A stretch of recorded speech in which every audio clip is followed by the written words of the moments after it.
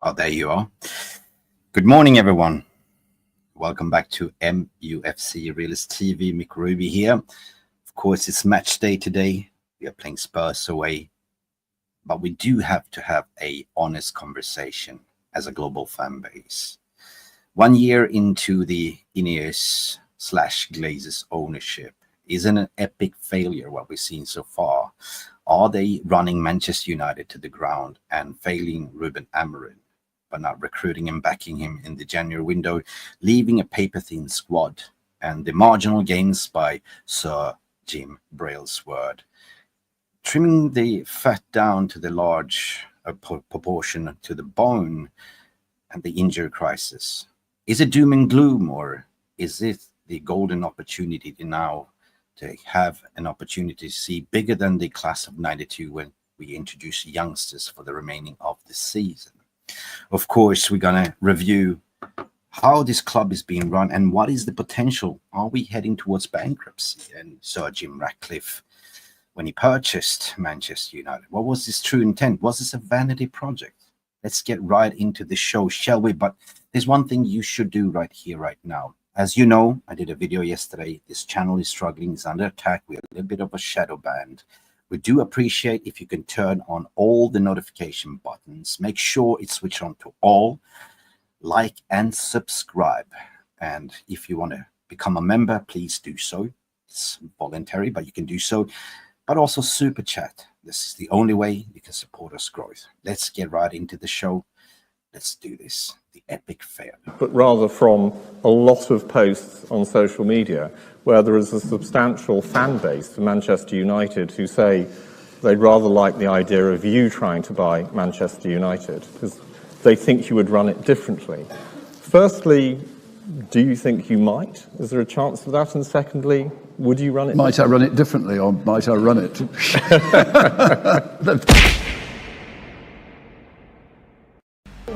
Manchester United fans all around the world. Yes, you. I'm talking to you. It is time to wake up and smell the coffee. This Ineos / Glazer project is a failure. It's an epic failure. It's time to wake up and realize that this trial is not working and stop living in denial, because we are heading towards bankruptcy the way things are moving. They call it marginal gains. Sir Jim Ratcliffe came in with Dave Brailsworth to say marginal gains. We recruited Ruben Amorim, and then we sold off a lot of youngsters and lined up our senior players and appointed Ruben Amorim, who's suffering.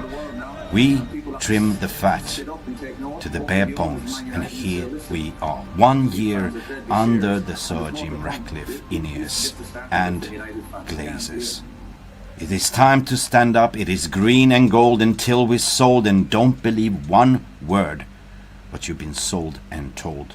Let's get right into the show, but do me one favor, like and subscribe and hit that notification button on to all settings so you never will miss when we go live. Let's do this, people. Let's go. And Garnacho!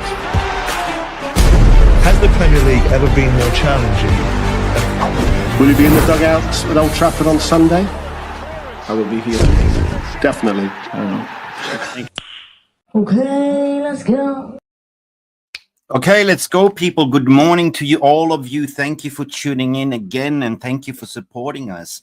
Of course, it's match day. Of course, we're traveling away to Spurs. And of course, we're seeing all the news regarding Amad Dialo injury and the potential injury of Ugarte. We don't really know how long that is. And Kobe Maino. And there's got to be at least 4 or 5 teenagers been introduced to today's squad. But is it a surprise? Why are people kind of waking up and saying right now that the season is over? It's a write-off in certain ways, because I called it 2 months, 3 months ago, if you remember. The minute they sacked Ten Hag, 9 games into the season, to replace him with Ruben Amorim, and also sacking Dan Ashworth was kind of an indication what I said, that Ineos are not serious. They are absolutely clowns in how they run the club. What sporting merits do they have in success to run a club of the size of Manchester United. 0 to none, in my opinion. You could just look at how the run is 4 years in the running. You did this strategical review. We all seen it. Dale Brailsworth, so-called marginal gains expert in cycling. Marginal percentage gains to trim the fat, to the bare bones, because that's what he does, this optimization. But the question is, why didn't he get sacked? Because he was the one that recommended Ten Hag to be staying still. And in that summer, they went and spent for Ten Hag's squad. They pursued Dan Ashford, the sporting director, only to sack him 2 months later down the track, leading that the club spent 40 millions in general, in total, by sacking Ten Hag and his backroom staff, and also appointing Ruben Amorim and his coaching staff. That cost the club about 40 million. The money could be utilized in the January window. And we've seen Ruben Amorim coming in and trying to implement a new style of play. 3 in the back, 3-4-3. The only positive thing about this is that it's been called out that certain players cannot perform. Certain players needs to get out of the door. And that will happen in the summer. We saw that they forced out Marcus Rashford, Anthony, a lot of other players as well. They sold academy players also. And then reports coming out regarding the PSR FFP that, yes, we do understand, because Glazers has been running this club down the ground for the past 18 years financially. And Ineos is coming in as a contractor, as janitors, trying to fix the financial mess. But there's certain things what they can't do. They can't simply solve the debt.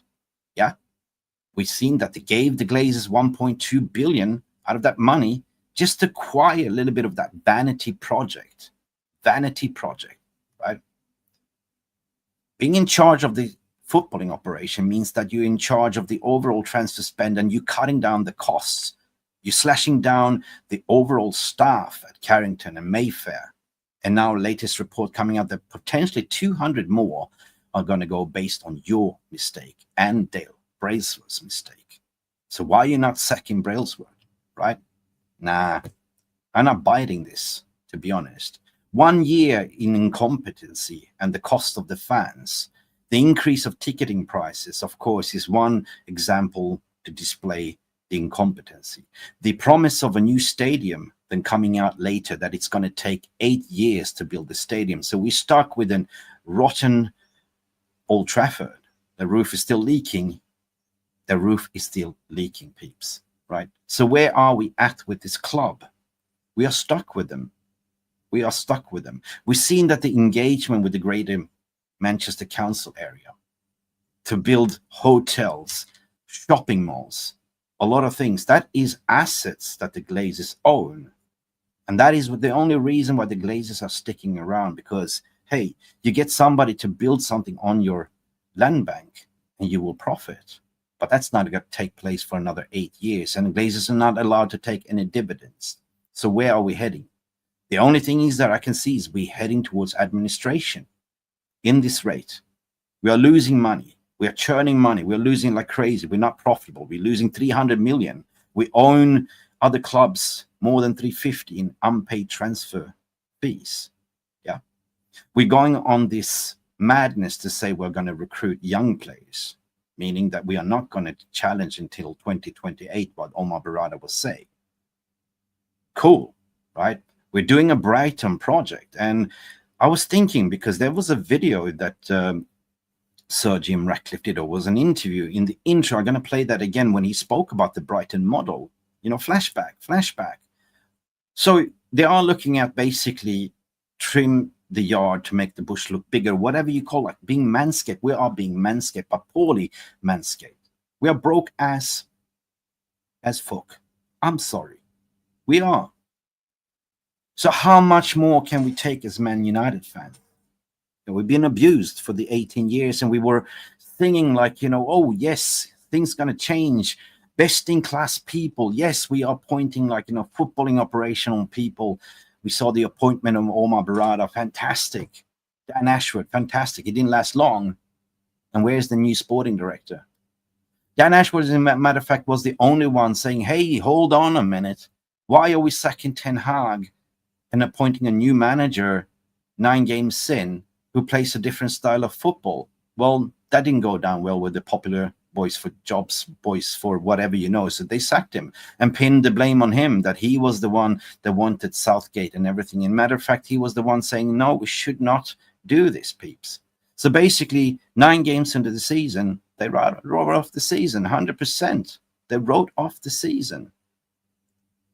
But when you call it marginal games, when you're actually trimming down and bolstering that squad, optimization, when you're not backing the manager in January, clear and obviously we see he's suffering, and he's been told to say certain things in press conferences. The last press conference a few days ago, I think it was Friday, he was petrified to speak to the press. He said there is some injury concerns, but he didn't want to mention who. All right. Instant alarm bells, because he didn't get back in the January window. We got 2 players in. There was Haven and there was Patrick Dorgo. But what about loaning out Rashford, forcing him out of the club? Fantastic. Player power abolished. Fantastic. Anthony going out to Betis and scoring a lot of goals. Yeah, fantastic. Cool. But what about the scaremongering if we do get an Amad Dialo injured, or Garnacho, or anything in the midfield? We are basically fucked. And that is exactly what happened. Backfiring. Marginal gains my ass in best-in-class footballing operations. So definitely, I want to hear from you guys. What is your thoughts and feelings? And I always ask the question, how do you feel to be a Man United fan? When things getting worse, getting absolutely to the rock bottom, I'm not being negative. I'm being realist. I'm looking at the financial figures, but I'm also looking at how do we turn this around? And this is what we're going to talk about. How can we get out of the situation? Could this be a blessing in the sky now to play the kids? Or should we just call it is too early, we will burn them to the ground, peeps? I want to hear from you guys as per usual, and I will open up the floodgates for you to call in and have you say, because this is a community channel. No matter where you are in the world, we are wearing the same badge. We all caring. We're a big family. Yeah. YouTube cannot suppress us anymore. Freedom of speech is here, and we got to call the Glazers out, and Ineos as well, what they're doing. I'm not being radical. I'm just being fed up to the bone. Fed up like Andy Tate did the other day. He did a rant. We posted it on the channel, got 4,000 views and over 500 comments agreeing. Listen, it is what it is, and we are playing a game today, right? But today could also be a start of something bigger that we are, if I look at it in a positive notion, right? It is doom and gloom. People are going like, oh, we got all these injuries, but hang on a second. I look at it on the positive. Today could be the start of United's biggest crop of academy talent coming through since 1992. They get chances now to shine to the end of the season, right? This could be something positive, something that we've been crying out for. We want to see the kids, right? The academy players are good enough. If you're old enough, you're good enough. So why worry? Could it be any worse? We're sitting 13th in the league and we're playing at Spurs tonight. Could it be any worse? But if I flip it on the other hand, Ineos was so stupid and desperate, and this is what I call it, our best in class, right? Best in class. Would it be so worse to just keep Ten Hag or, Ruud van Nistelrooy for the end of the season? They were so desperate to get Ruben in. They said to him, it's now or never. He humbly asked for, please, can I complete the season? No, it's now or never. You join us now or never. What good did it make? Did we finish higher up the league? No. Maximum I can finish is 10th. Hardly that with this injury crisis now. We'd be lucky if we just survive scraping the relegation battle. Right? So first year under this new constellation, it's absolutely an epic failure. And that is the reason for my thumbnail. Anyway, guys, big up to all of you for coming in. I want to sort of give you a massive shout out to see who comes in here, because this is a community, right? Good morning to you. Good morning. And of course, we have legend like Rushmano just coming in straight from the bat, gifting 20 membership. And that is what we're talking about. Please support us. Thank you, Rushmano. And I got to shout you out. who became a member right here now. You are a legend, Rushmano. Let me see who became a member here. Listen, thank you all for tuning in. Let's see. The Yorkshire Cowboy gifted a membership. Welcome to the family. Dare Fish as well. We have Sharagon McKenney, King Solomon. We have Unicorn Sky was also gifted a beautiful Unicorn Sky. Good to see you back. Kevin Murphy as well. Was gifted a membership. What are you doing? And of course, we have Iyab Mohammed as well. We have the Living Prophecy lender, Ruben Moemba, James Robertson, Paramount, Delta Life Beta. We have Steve, we have Sally Daredevil 7 was gifted a membership. Big up Sally Daredevil, how are you doing? Carrie or Jibble, and that's about it. Did I miss anyone? Please give Rushmano all he love, hearts and roses. Glazers out. He's been calling it out. Green and gold until we sold. And don't believe one word what we've been told. You know, they've just been feeding us lies, peeps, right? We thought that at least with Ineos now, there would be something different. Communication would be out there. They're not communicating, right? Zilch, nothing. Nothing. I don't know, man. Me personally, like, I feel deflated. I feel deflated and I feel I'm fed up. Like, you know, how long is a piece of string when you look at it? How much can our patience be tested? You know, this is the way I see it. You know, we've been sold the best in class dream, sure. But again, they did massive mistakes. And that yet again is proof you're not experts in running a football club. Glazers thought you were the experts. But what you could have done, in my humble opinion, is if you were a Manchester United fan and cared and understood what's going on, you should have never given the 1.3 billion into the Glazers' pocket directly. Of course, you purchased the Class B shares, but you should have included a condition to say, well, at least take 500 million and put it back into the footballing operation. This is the money that you took out from the club. We will never be in this situation, okay? And that was kind of the reason, in my understanding, why Glazers took this bait. Because there was pure Benjamins, pure cash coming straight into the pocket. Surely they look at the Qatar bid, and that was kind of the best for the fans and for the entire club, right? Clearing the debt, giving all the Glazers siblings all the money and rebuilding the stadium, endless pockets of money, endless of supply. And of course, we had the British media calling like state-owned, xenophobic. We all remember the stories. But what really happened, it's a robbery again. A robbery again. And the Ineos regime, they cannot do anything more. Like, you know, there's certain limitations what you can do. You can't simply put your own money in as a part-time owner. Yeah, you already done that. So the only thing that we could do right here is to sort of go to liquidation and administration, what Chelsea did under Abramovich. So basically the club are forced to sell and there'll be an auction. But an auction also can attract some vultures like financial institutions that will do the same with Glazers. So that is a risk itself. Yeah. Or number two, you could force the Glazers who owns the land banks around around Old Trafford, because they are land bank owners, to force them to sort of put that asset to liquidation, or sell off the land. You know, this is how Todd Bowley did. He sold off hotels and assets in order to fund the overall transfer window and lower down the FFP and PSRs. But they refuse to do that because they're hanging on like they are, like, you know, hoping that in 8 years they will profit. 8 years when the stadium is going to be built by some other sponsor. 8 years where the Greater Manchester Council is going to go in and build on their assets. Meaning they are operators, they own the land and leasing it out to whoever builds a hotel. So there's massive, massive incentives for them to hang on. But if we all of a sudden, in this rate of finances, the way it's going down the tube, right?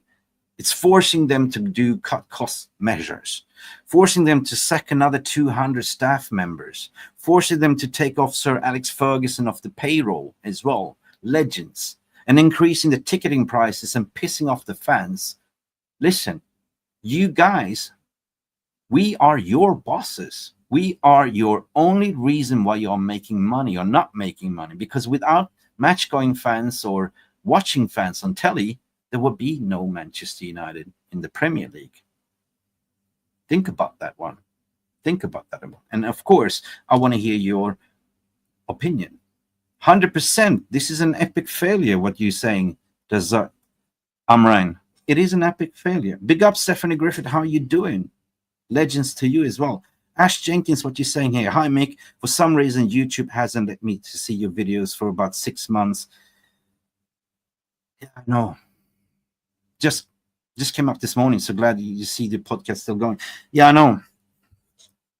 And this is the hard fact, right? I did a video about this yesterday and done a lot of investigation, and you guys came with some brilliant comments, and you guys revealed to me in the comments section that you put in all notification, but for some reason YouTube has gone in and changed the settings for you without you knowing, to none, right? Our views has been suppressed. We used to have like minimum 6,000-7,000 viewers on the live streams, and you can see that it's been dipping. The latest live stream has been up 250 views. You know, it's heartbreaking because it takes a lot of my time to do research and content and speaking the factual truth and looking at two sides of the story. It doesn't really suit the narratives. At the same time, YouTube space is congested. Like, and there's a lot of people doing Man United content, and I applaud them. You know, I watch them all. I like what they're saying. Everyone surprised different contents. You know, sometimes you agree to disagree, but at the end of the day, you know what matters? This what matters. We are family. So the only way you can sort of promote this channel to get it is go back into your notification settings. Go back into notice, check it. Please check it and see if YouTube has changed it to none, because 3.7% only has notification on. So check it, please, and tick it. So how can we as a channel, 40,000.4 subscribers, get this minimum views? Am I doing shit content? I don't think so, right? You might not like what I'm saying, but hey, it's your choice at the end of the day. Not everyone likes espresso coffee like me. Some people like chai, green tea, whatever you're drinking. Cheers, pin back your ears. But we're always calling a spade, right? We've been calling Glazers out from day one. We've been speaking about geopolitics, you know. And of course, I'm thinking now with Donald Trump is in regime, of course, the freedom of speech is there. The uplifting of freedom of speech for social media, Elon Musk on Twitter. But Google is the biggest company, and Google is still doing this. So please check it. Please check it. So thank you guys for all your support and lovely comments yesterday. I will do a separate video to shout you out all, and I will read it especially. United will never die. Worldwide fans will step in. 100%, Stephanie Griffith. 100%. Big up to you, Wolves, as well. Good morning, Mick. Good morning, Neil Driscoll. Good morning, Legends in the house. And of course, Rushmania, thank you all for your Legends gifting. Rushmania, you're a legend. You are a legend. It deserves a chicken dance. You cheeky bastard. Okay, I will do a chicken dance. You haven't seen that for quite a while. Let me see, like, you know, you're saying EWH Qatar should have got the club. Yeah, they got snubbed. You remember they got snubbed. I mean, they tried to pin it to the SEC, like to say that they never had the money, blah, blah, blah. And you saw how Qatar got furious and wanted to sue them, right? Boxing Strains Real Talk is saying here, get the leeches out of a club. Full sale needed. A juggernaut like United needs the state ownership, just the way the world is right now. Yeah, and we saw that the City won the case about, I don't know, the sponsorship rights, which is absolutely changing the game. The Premier League is in the mud, but it's not going to change and affect the 115 charges still on, like, you know. Yeah, listen, you guys, you have a lot of good opinions. It will not be better to both Glazers and Ineos. 100%, I agree what you're saying here. Just scrolling out what you guys are saying. So many beautiful comments. We have Dennis is here as well. Big up, Dennis. Good up, Mick. What are you doing? Fantastic job. Thank you, Dennis, so much. Dennis, I love what you are saying as well. Jarle Malmin is here as well to say that summer will be an interesting for two things. One, Jim will invest more into the club. Two, he will sell to save his business, and that is failing as well. Yeah, we all saw it as well. Like, he's in major clinch with the All Blacks, right? Ineos is pulling up the sponsorship deal. Rush Mano comes in with another super chat. Big up, Rush Mano. Love United, hate the Glazers. The protests are returning. Support them. Talk is cheap. We will never die. Guys, 1958 has woken up. There will be protests. Get involved in all capacity, but we need to do it the right way. We need to do it the right way. We have all the blueprints, what works and doesn't work, and the only thing that works is attacking the sponsors, attacking where the money is, right? Fans are getting paid the price for their mistakes. Why are we doing so, right? Why? Anyway, so thank you for your super chat. 113 charges. Thank you for corrections. Listen, let's start off with the going back in flashback, right? Sir Jim Ratcliffe video. A lot of posts on social media where there is a substantial fan base for Manchester United who say they'd rather like the idea of you trying to buy Manchester United because they think you would run it differently. Firstly, do you think you might? Is there a chance of that? And secondly, this is a good question. That was before he purchased Man United. Do you think you might? You know, a lot of fans think that you would be the perfect candidate. That was before, right? That was before we were desperate to get the Glazers out. But guess what we got? Listen to this answer. Would you run it? Might I run it differently, or might I run it? Well, he is running it. But does he run it differently? Might you run it differently? I'm sure you'd run it. I think the answer about performance on Manchester United is... Here comes the performance, the Ineos best in charge, the marginal gains. Listen what he says about Brighton. This is very interesting because this is the recruitment model that we are seeing right now. Simple one, really, that the biggest correlation in success in football is money. Something that we don't have. Without question. It's not the only correlation because you've got outliers like Brighton. See? Outliers like Brighton. And what are we doing now? We are copying the Brighton model and recruiting youth. Further down the state, when he required Man United, he made this famous quote, "We are not here to sign the Mbappe, we're here to find the next Mbappe." And that's what we're doing, the recruitment policy of just getting youngsters, unproven entities. But the question is here, have Brighton challenged? Have Brighton won anything? Are we a feeding club? Are we buying players like Caicedo, the model, for 5 million and selling them off further down the track for 100 million? Are we becoming a feeder club, Sir Jim? Is this products? Is it products? Okay, but the biggest correlation by far is if you've got the highest revenues, you can afford the best players, you play the best football, yeah. If we have the highest revenue, blah, blah, blah, you can afford to buy the best players. We don't.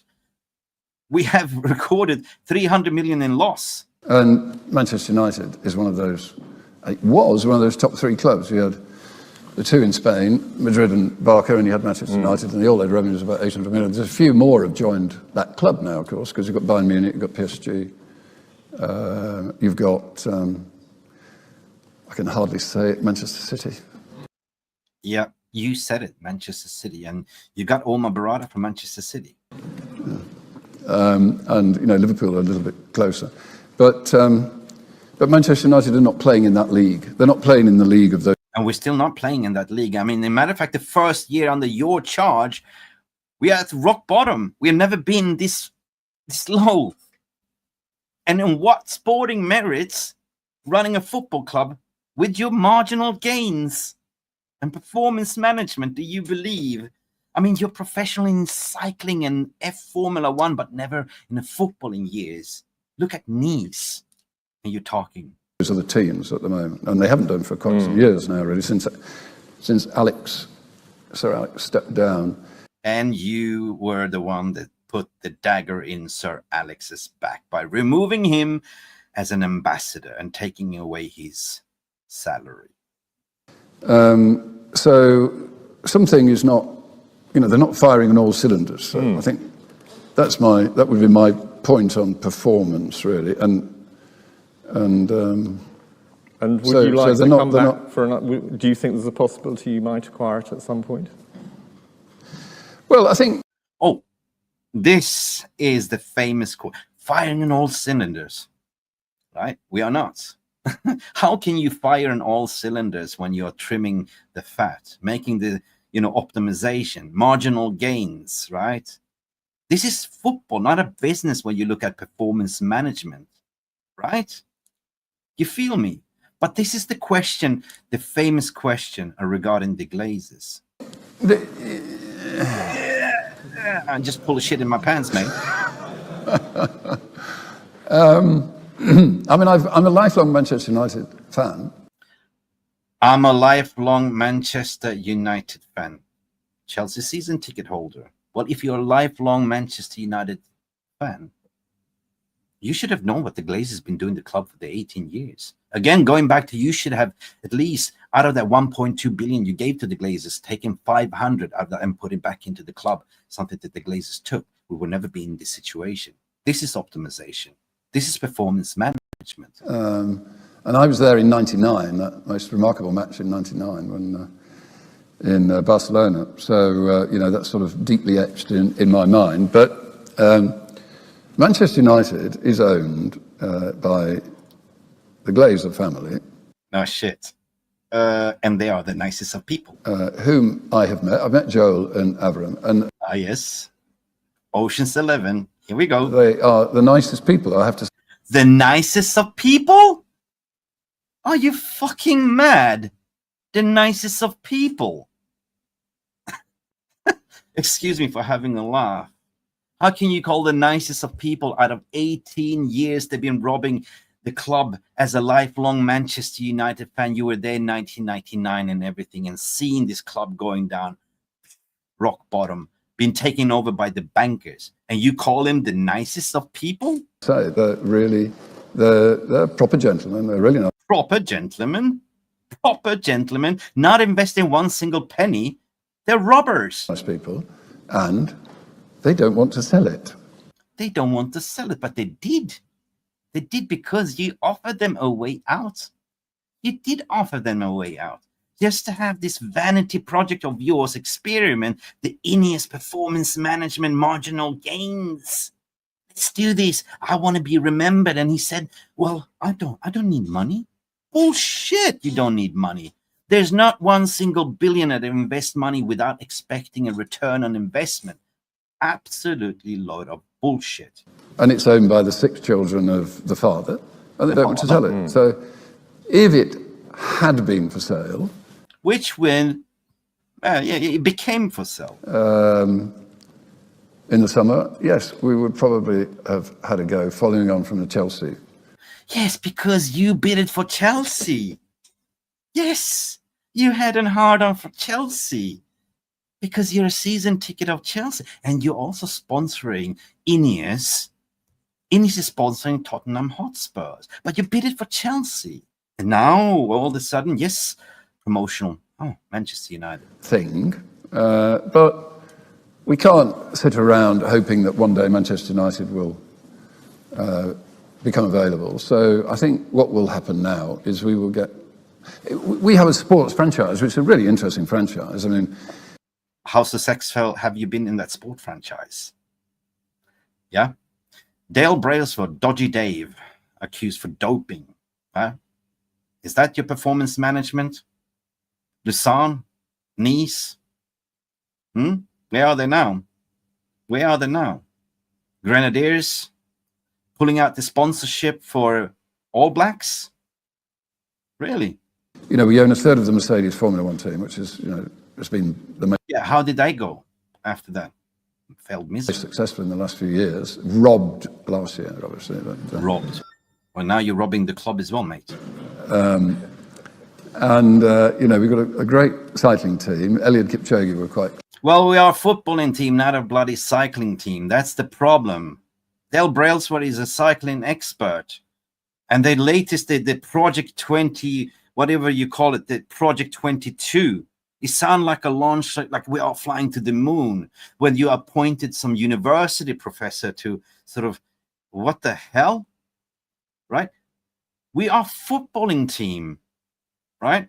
Not a business where you actually appoint a professor, a theoretical professor, to look at certain things. It's not like you have, like, Dr. Jekyll and Mr. Hyde, you cooking up some formula. It doesn't work, and let the players drink. Close to. And probably the most challenging role is Ben Ainsley with his America's Cup Challenge, which is going quite well at the moment, and that's obviously a couple of years away. But the one thing that we don't have is the most popular sport in the world is football. It's the sport which John, Andy and myself were brought up with, and it's sort of closest to us. So here we go. We should have an asset in the sporting franchise. A Premiership club. Well, not a Premiership. I think a Premier club. And that was the crown and jewel, Manchester United. You heard him, ladies and gentlemen, an asset. An asset. So, we are an asset. Think for a minute. An asset. What is an asset? What is an asset? Right? A footballing club is not an asset. It's a team that you support. Put in your money. Make sure that you win Premier League, Cups, Champions League, Europa League, but not an asset. Asset is something that, land banks, what we talked about. Assets is something about, cryptocurrency, stocks, that's assets. But a footballing club, how is that an asset, Sir Jim Ratcliffe? Yeah?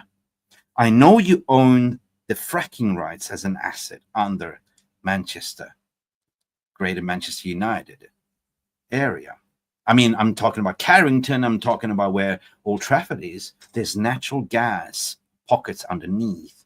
You can't wait to get your hands on. That's what we've been talking about, to knocking down the legendary Old Trafford rather than rebuilding and moving it. So eventually an asset becomes you own PDL 192, the fracking rights, and the Shell Gas Corporation. Eventually, you're big buddies with the governments. Eventually, with the energy crisis, you're going to start getting permission to frack. And everyone's going to have happy days making billions. Potentially. Am I delusional? Am I a conspiracy? He said it himself, an asset. A Premier club. And I think Nice has got a very interesting history. Nice? It's an old club. It's in a very nice place. And so is Manchester United. What did you do with Nice in 5 years? What? You finished highest, up fifth in the league? A very attractive place for footballers because it's a Californian climate down there. And if I look at what Manchester City did with Manchester City, what Mubarak did with Manchester, or Amad Dialo did with Manchester City. Well, what did they do? They bribed the whole lot, all right? They just lawyered up. Everyone knows what City has done. 130 charges, right? They've been cheating, man. They've been overinflating. How can Man City be all of a sudden the biggest club in the world in revenues, beating Barcelona, beating Real Madrid, when they can't even fill fucking Empty-Head? What the Qataris did with PSG was just a Lyon or a Marseille, 10 years. Yeah, speaking about PSG, there was reports that the PSG are threatening to pull away from PSG to sell. There's some disputes there. Could this be an opening now that we had? I can't remember. It was QSI and QSA. There was two different entities. Sheikh Yassim was not part of the overall PSG ownership. Could it be that PSG all of a sudden could pull out, sell? The Qataris could sell PSG, right? And take all the money. But basically, they bought PSG because it was a PR stunt to get the Qatar World Cup. But the overall Vanity project, what they did was to win the overall Champions League, which they haven't done as of yet. Now, how long has it been? I don't know. Would they pull out? Would they sell it? Would then, if there is an opportunity, if Man United is up for sale again, the remaining Class B, will they come in as a full force entity like Qatar itself? Would you say no to that? Then we'll probably have a look at what we might be able to do with Nice. Okay, so guys, enough of this, right? Now, I posed a question to you, right? Would you say no, knowing that 1 year into this Vanity project, looking at the club as asset and the Glazers are the nicest of people? Would you say no if for some miraculous reason, Qatar pulled out and sold PSG and went in for Man United? Would you say no? Would you support it? Would you? Yep. I want to hear from you guys as well. Al Maki saying Nice FC never qualified for the Champions League. Even the club captain said it was the mess under Ineos, 100%. So big up for everything. Fracking hell will never be done so close to residential properties, 100%. Daz, what you're saying, yeah, there's definitely more to all of this than not the good of the club, 100%. So big up for all of your comment. Gas Elliott, gas. Ineos have ruined every sports club to get involved in, 100%. I'm just going into your comments, so keep it coming, people. Thank you so much for listening, and please come in and have a say as well. Texas exists, 100%. Dennis is saying here, the club we loved has gone. It's no longer the biggest club in the world, like Ruben Amorim was saying in the interview. We're no longer... We are the biggest club in the world in terms of the size of the fan base. The revenue that we used to generate is no longer there, right? The sponsorship deals is threatening to be taken away, like at least slashed in half if we don't make Champions League or Europa League. That's the thing, right? So where are we heading? I did a video like what I called Rest in Peace 2 months ago. Rest in Peace Man United. And I got a lot of shit for it. But now everyone is kind of jumping on that bandwagon. I said, why are people surprised waking up right now, today, tomorrow, to say the season is over? I called it out 2 months ago, basically, the season is over. Because if you pay close attention, don't get fooled by the media, the gaslighting you, the PR machine, the gaslighting you, the gravy train, the gaslighting you. And big up for Andy Tate as well, part of this channel in Stretford Paddock, right? The video that he posted the other day on our channel went viral, went 5,000 views in this short. Let me add Andy to the stage. You all right? Just a quick one. Hearing the latest ticket scams and everything from Man United. Season ticket renewals are on the horizon. Players not happy. Don't want to play Amorim's camera football. Wow, laying people off, people who've been there, looking after players for years. Wow. Self-entitled players. Well, I'll say this to the players who want the manager to change the tactics. Fuck you. And the shit you've played for the last 2 years. Your self-entitlement, your greed, your belief. It's all about me. Me. And I'm just going to say this now. It's coming. There's going to be absolute war next month with season tickets. Loads of Reds ready to call it a day with this fucking club. We'll always be Reds, but we might not be match-going Reds anymore. So fuck you, Ratcliffe. Fuck you, Ineos. You are a Glazer-nos. That's what you are. Glazer-nos. Just a puppet with a cucumber up your ass. Twisted and shafted well and truly hard up you, Ratcliffe. Andy Tate. Ladies and gentlemen, we always tend to speak our minds. Maybe YouTube algorithm don't like what we're saying. But this is hard fact what Andy's saying. Glazer-nos. Fans are paying for your mistakes. But fans are also waking up and having enough.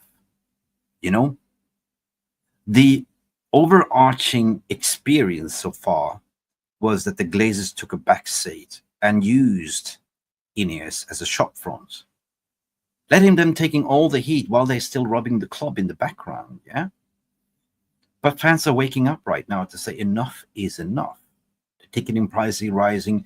They're going to get rid of the season ticket holders. They're going to basically make Manchester United match days as a tourist destination, selling the package to go to see the tour, the old chants, the consistent chants from the Stretford end and everything else going to disappear.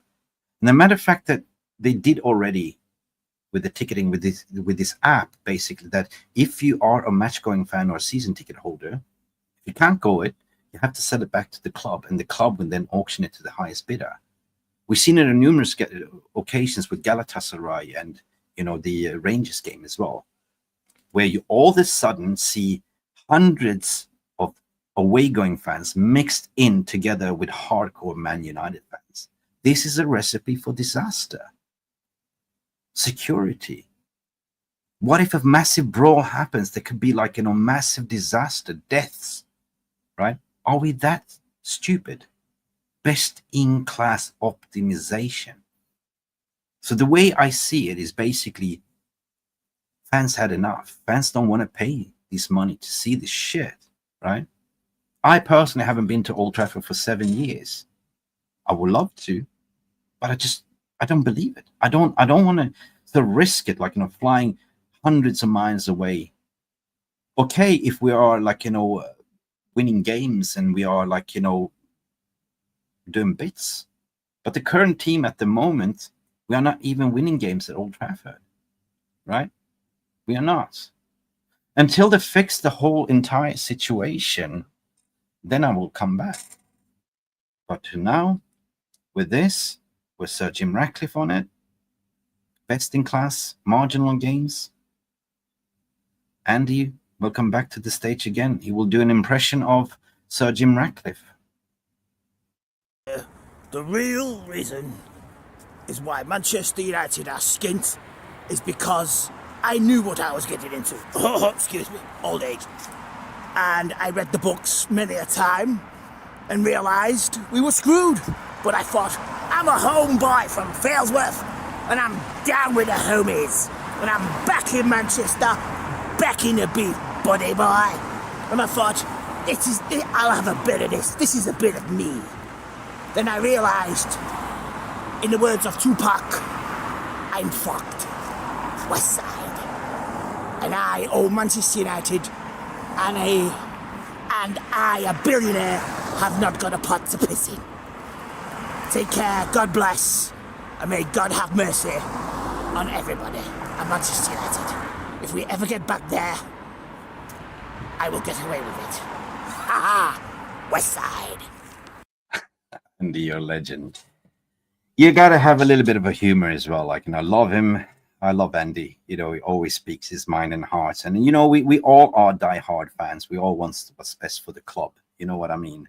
At the end of the day, Don Ragnar's coming in here. It's a big Don Ragnar saying, I think that Man United fans need to relax a bit.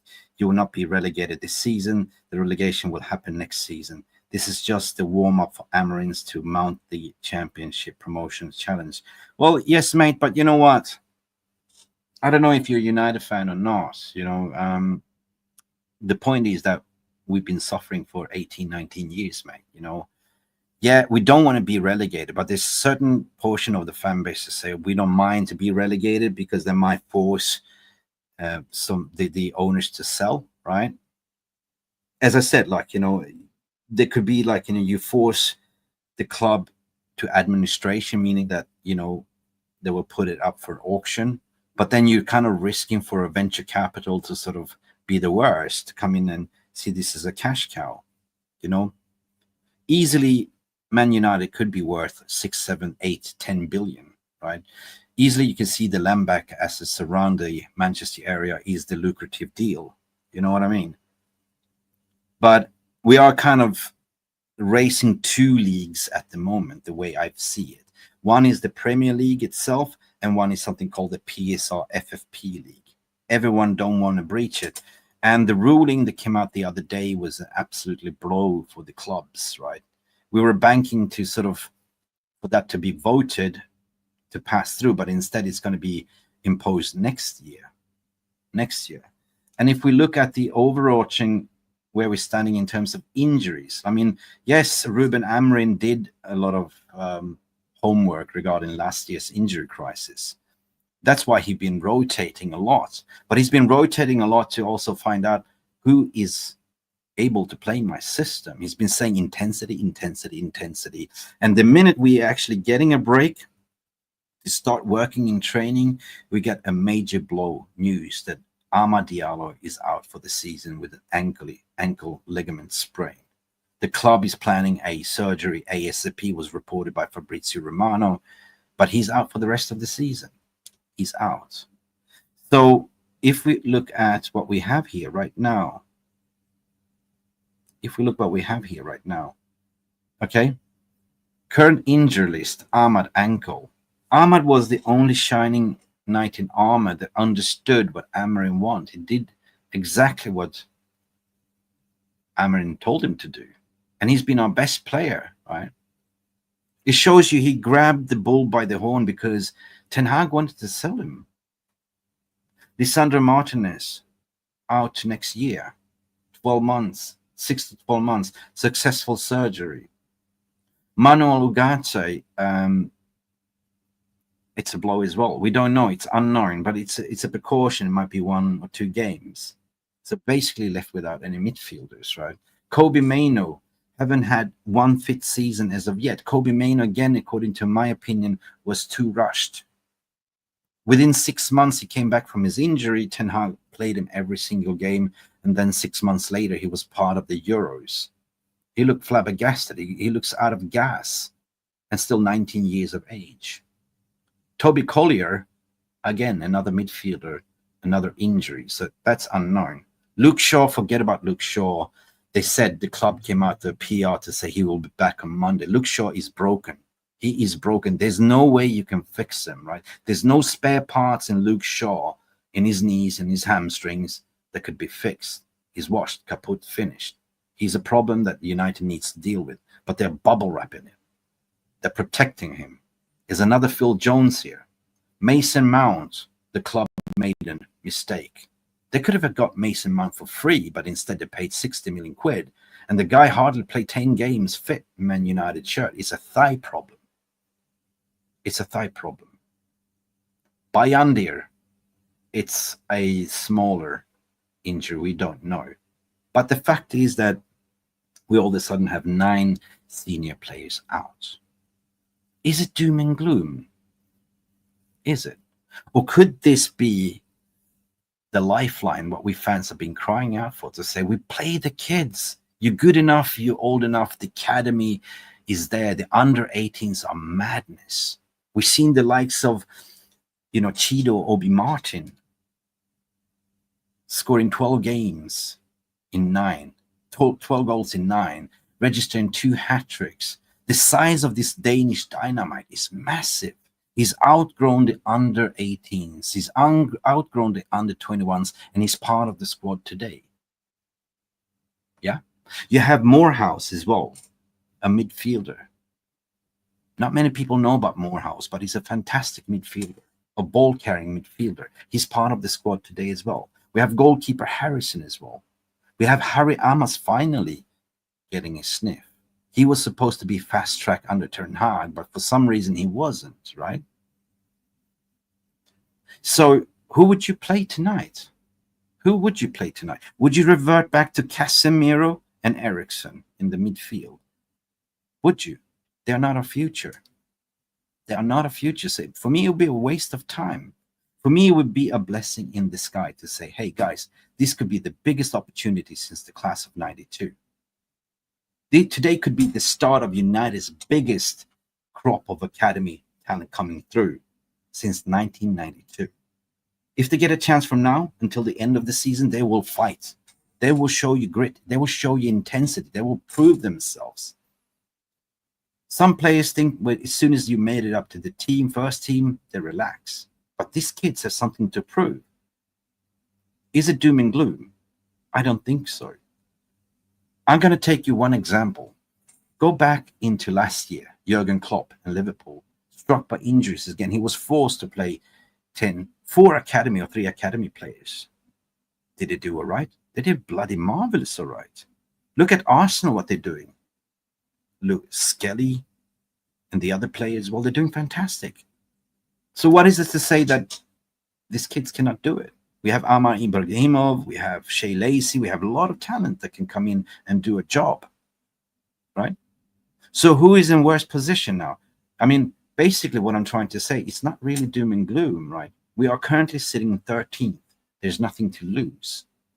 So why not just give the kids a chance and integrate them slowly, and then have a long pre-season, have a long training session in the summer as well, where you can actually integrate your system, and then hopefully we will sell a lot of players that don't belong here. Luke Shaw will be gone. Sell Mason Mount. Lindelof should be gone. Casemiro should be long gone as well. Ericsson will be gone. There's money to be spent because they've been saying sell to buy. You know, Ericsson is kaput already. It is. Casemiro legs have gone too. Big up Casper as well. Casper Anderson. You seem like a Danish guy by the sounds of your name. But the other clubs you mentioned is in another league, and the clubs are run properly. True that. So yeah, of course, we're not saying doom and gloom. Yeah, we are using examples, Casper. Like, you know, of course, we are starting the journey of a rebuild, a proper rebuild. And of course, this is the first year under this tenure, and it's been failing miserably, right? Costing us 40 million, what I said, by the sacking of Ten Hag, by the sacking of Dan Ashworth, by appointing Ruben Amorim as backroom staff, basically took a toll. And then getting shafted by the PSR rules, they're not going to be implemented. So all of a sudden, we are swimming in a big pile of shit, mate. You know what I mean? So again, it comes down to make the best out of the situation right now, right? One thing that we want to see is intensity. And these kids could actually be the difference, yeah? It goes down to the DNA of Manchester United, always bringing out youth.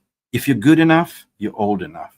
And Ruben Amorim, if I recollect correct, when he came into Sporting, he promoted 17 youth players, including Quenda, 17-year-olds, right? So what 17-year-olds are doing madness at the moment? Of course, Yamal in Barcelona, Quenda, who else do we have here? A lot of youngsters that are doing great, including Arsenal players as well.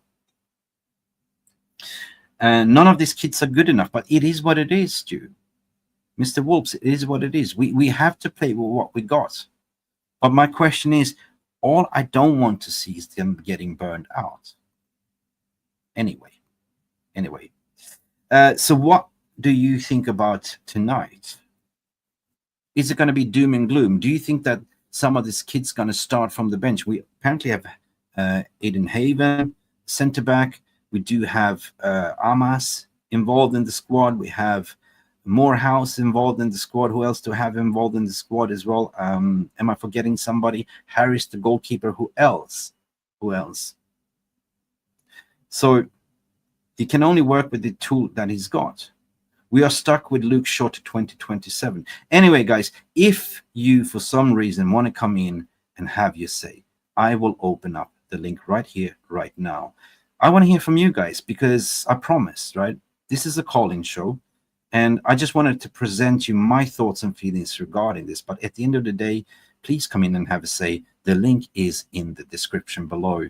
I just posted it here. Come in and talk to me. Like, you know, put your camera on, whatever. If you don't have a camera, just talk to me. How do you feel, right? Do you think that this is potentially like a blessing in the sky?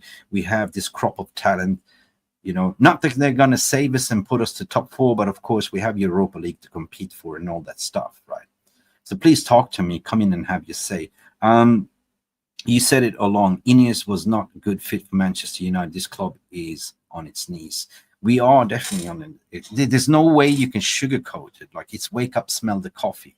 And, you know, don't be in denial.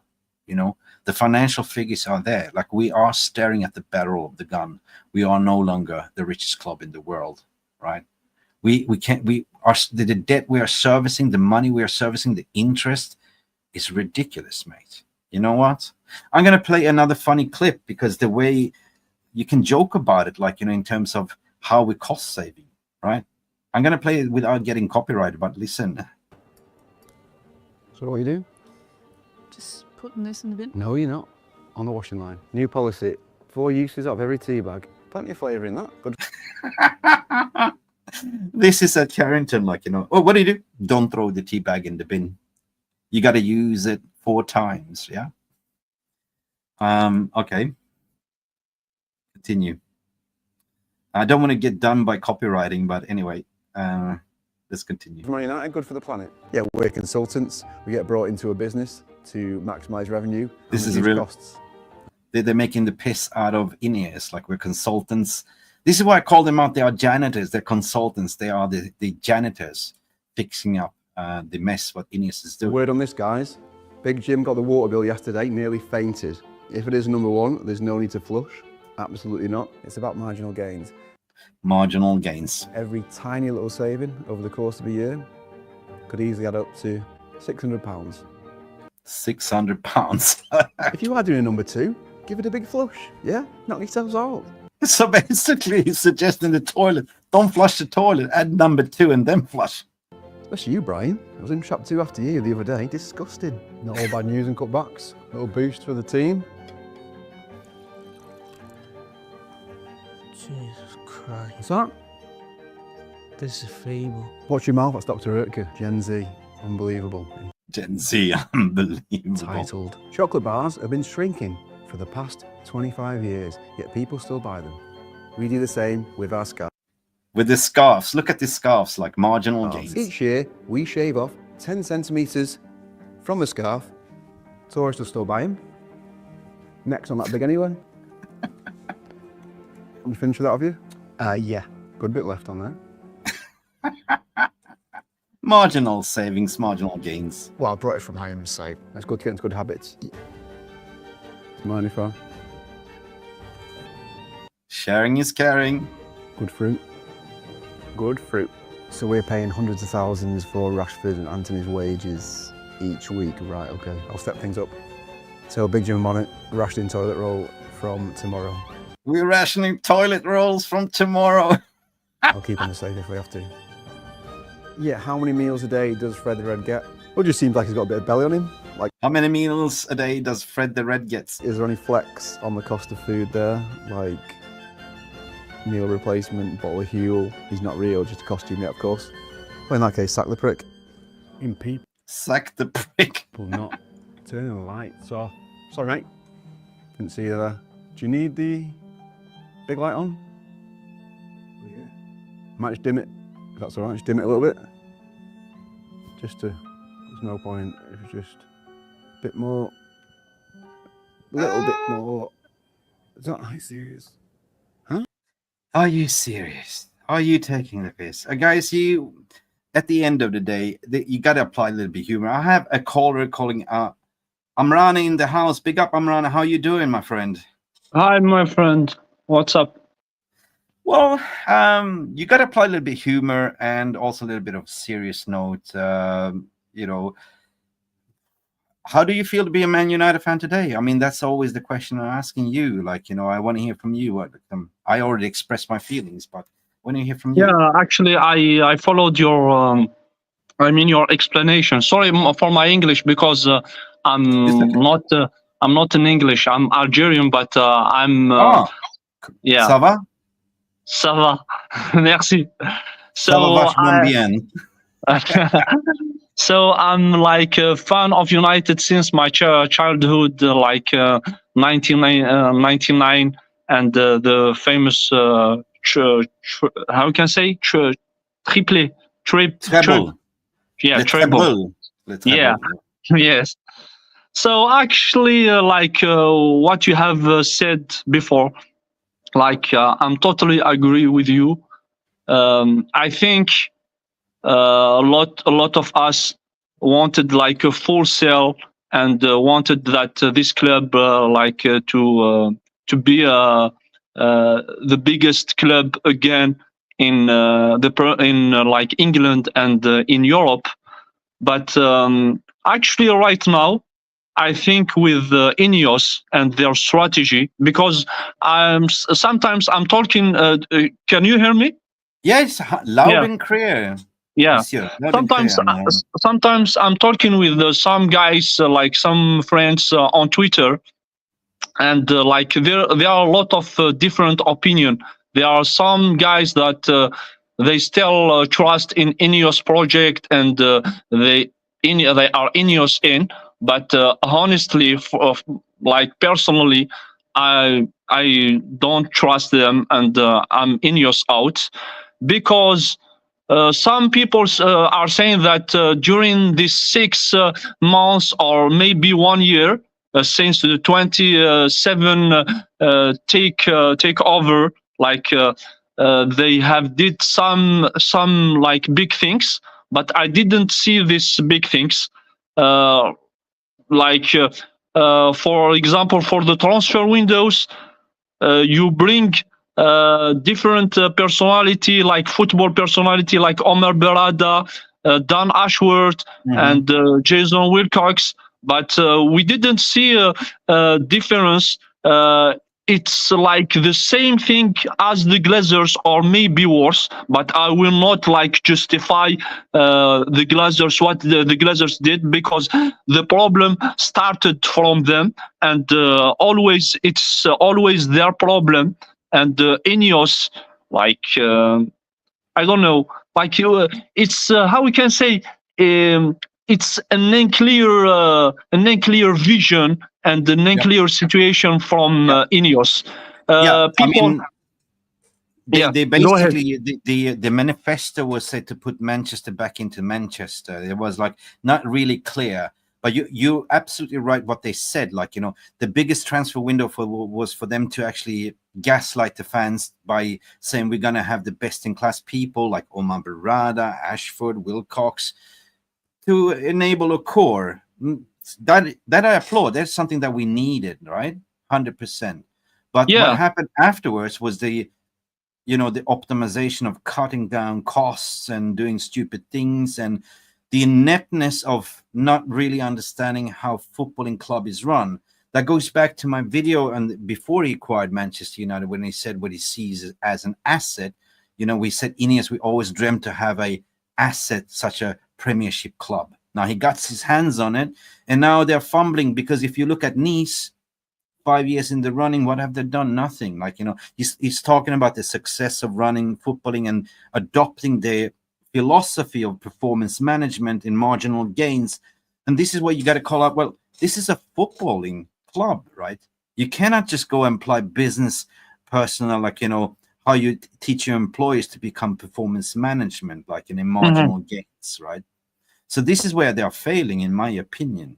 Exactly. Like at the same time, like a lot of people, according to the words that this guy that really, honestly, I dislike, Jim Ratcliffe, but he said in the interview a lot of words, and people after good words and ambitious words, but and people like expected something different, like we are going to like a bad situation or negative situation. Win the league. We're gonna win the league. We're gonna win the league.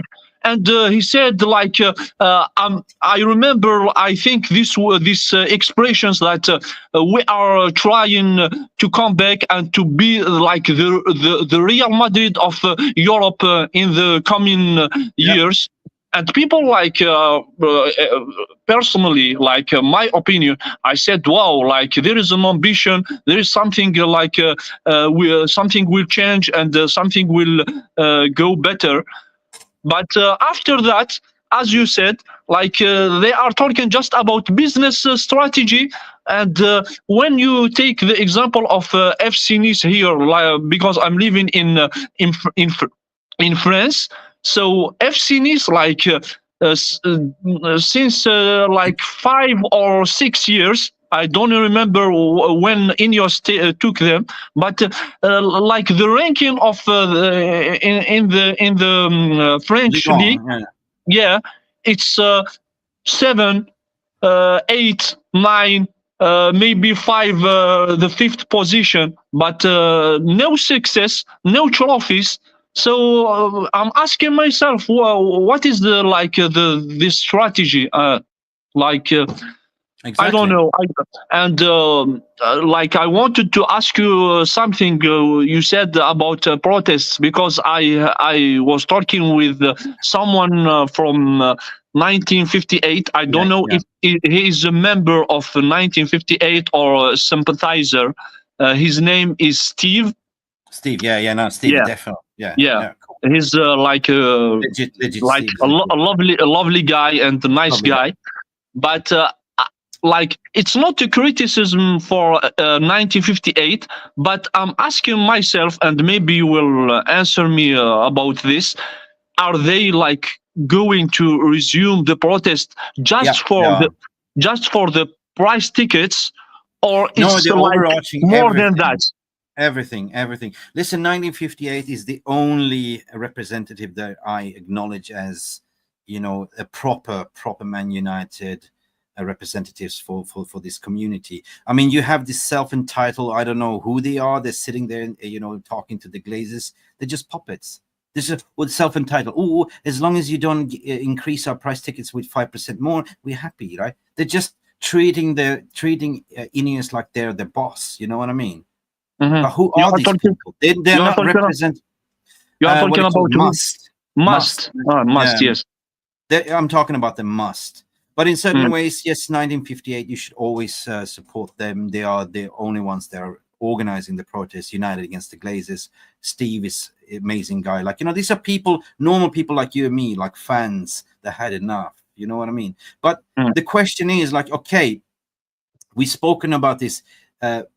We spoke about the recruitment. Yeah, they did spend money, yeah. But the mistake what they did, that they went out and spent money on Erik ten Hag, his style of play. And the fact is that after 9 games in, you still have Ten Hag players that are playing a 4-3-2-1, and then you go and get a Ruben Amorim, which by the way, is playing a 3-4-3.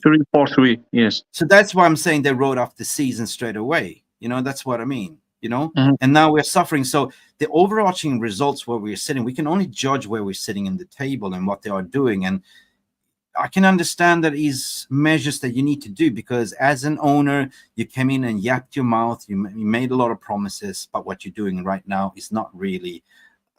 This is appalling, because fans are paying for the price of your mistake, and that is what the protest is all about, my friend. Yeah. Must stinks. Yeah, 100%. We have more callers coming in as well. Yeah. Thank you, Mike, for your and thank you, like a voice from France. Giving the insights of how Nice is run. But before you go, what do you think about today's game? Apparently we're going to have 5 kids. Do you think we're going to get a result today? I mean, we do play a game of football. I think, like, I will not call myself like a pessimistic man, but I think according to all these injuries that we have, and yes, we have a talented players, young players, but when you play in an academy games, and when you how we can say, you rise to the first team and play like hard games, I don't think like it will be positive results, but who knows? I hope so. But the ball is round and anything can happen. The personal thing, what I believe is that it's not doom and gloom. The kids that come in, they have a point to prove. Like, they get a minute to shine, and there will be intensity. They will show the manager. They will show the fans. Yeah. Yes. Totally agree. Because like when you take some players that have been in this team, like players, first players in the team, like they haven't like this ambition and this grinta. But with these young players, maybe they will try to show something, and like to tell the manager that we are here and we are going to fight for you. Yeah. Toby Martin, will he score if he gets an opportunity? Tito. I think one. Monsieur Amran, you've been fantastic. We're still in touch. No. Welcome anytime we are live. Please call in, and thank you for finding us. Where can people find you, sir? Are you on Twitter? You can. I'm in Twitter. Like my hello. Yes, you're there. Yeah, my name is Amran. That's all in Twitter. Amran. Beautiful call in, Amran. Thank you for calling in. Thank you. And having you say. We have Alien Tenno coming in the background also to have you say. Peter Alien Tenno. Thank you, Amran. Thank you so much. And we should see you to the next one. Peter, Big up, Pete. How are you doing, Big up. mate? Big up, Amad. Well done. Big up, Amaran. That was a big call. Yeah. Pete, I was out on the ocean yesterday, sailing, switching off my phone. You wasn't going to throw yourself in, was you? Oh, man. When I turned it on late night and I saw your message, big crisis, Amad injured, blah, blah. I went like, you're shitting me? Are you kidding me? Get in there, Guinness. Whatever you're drinking, pin back. Cheers, have your say. And, guys, don't forget to smash that like button. Well, I forgot. you know the, how can I put this? The ultra fans 1958 club. Yeah. Wanted Eric Ten Hag to stay, didn't want Qatar, and wanted Mason Greenwood gone. Wankers. Yeah. Wankers. I told one of them that the other day. Said, half of this shit's down to you. Oh, we're going to protest this. And I said, I tell you exactly what Sir Jim will do to you. Yeah. Look at your club. So you's a member at the club, revoke your season pass and fuck you off. That's what he'll do to you. Who do you think you are, like? Seriously. Exactly. We're ultra Man U fans. No, he owns a quarter of the club. You're nothing. Jules Solskjaer is asking, is that a Guinness? That's a Guinness. It's a Guinness. Can I ask you a question? If you had one opportunity to sit one in your favorite local pub and you're sitting there with a Guinness and so Jim Ratcliffe walks into the pub sitting next to you, what would you tell to him?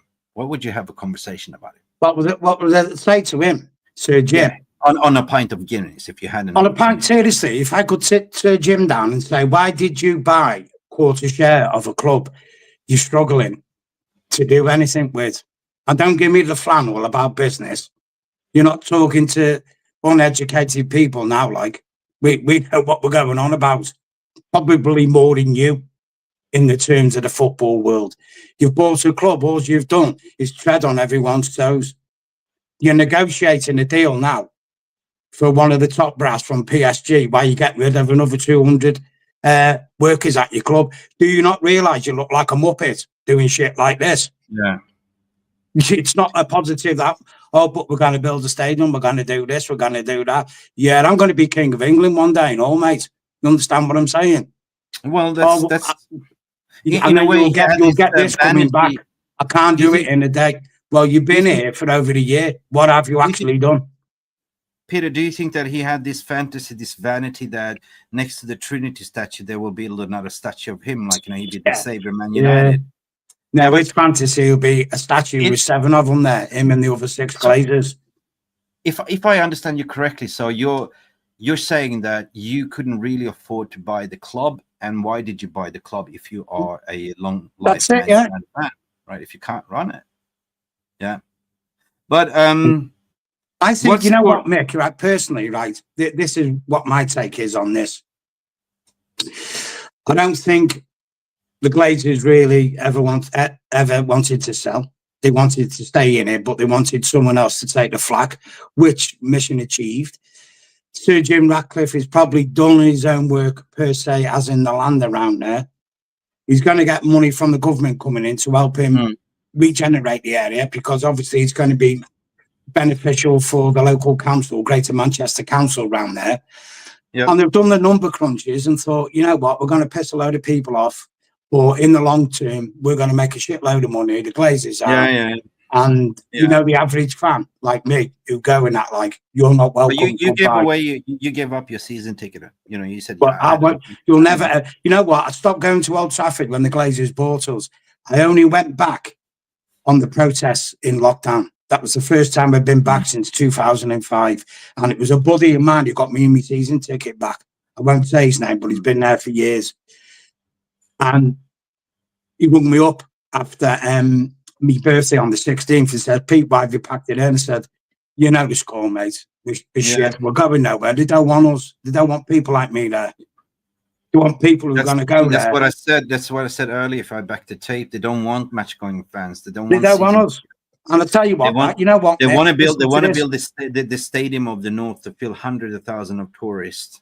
You know, so right. This is my message. This is what the Must fans, you know, the Ultra Reds, like, this is what they should be saying to all Man United fans. If you really want change in this club, take the Man United app off your phone.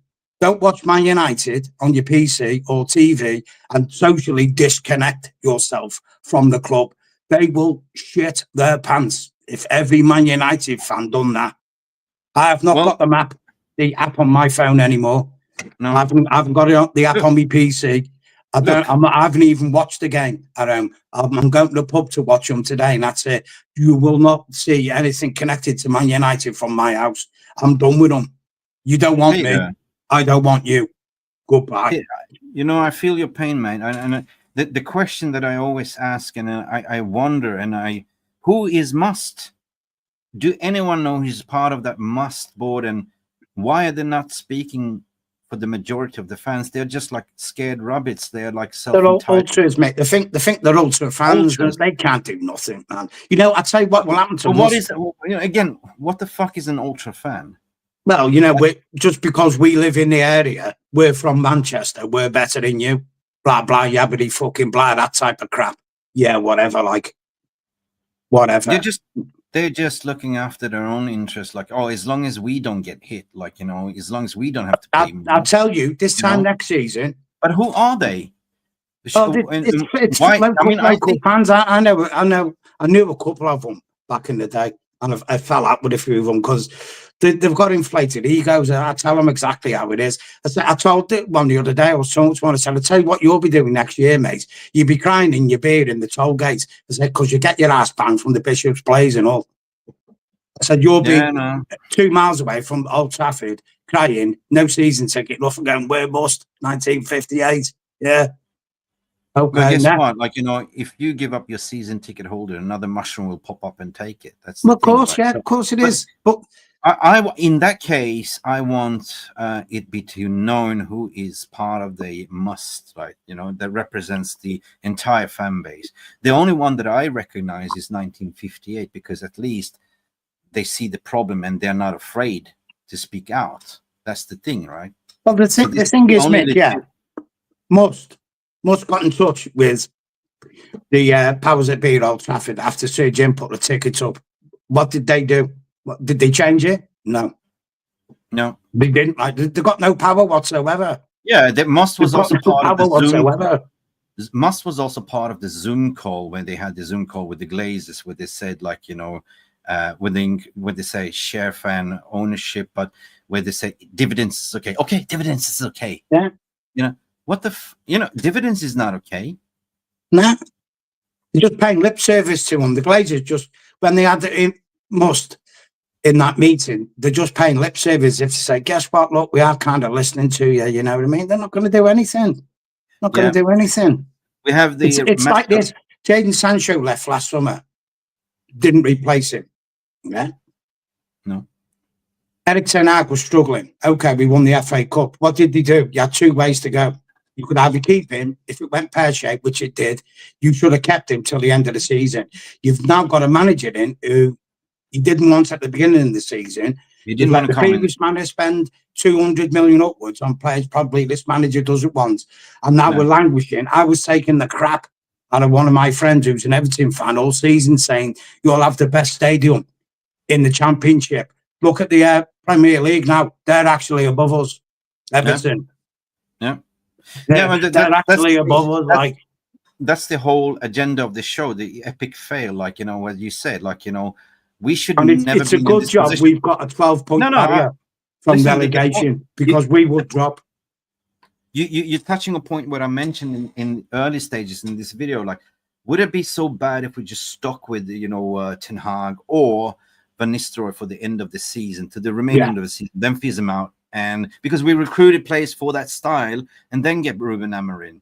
But they were so adamant to sort of get rid of everything. They didn't even want to keep, like, you know, Ruben, and basically wrote off the season, right? And now they're coming back to us fans to say you have to pay for our mistakes, which is definitely what's pissing off and robbing off some fans. You know what, Mick? You know, Sir Jim getting Ruben Amorim in when he did, to me that reeked of a person hitting the panic button.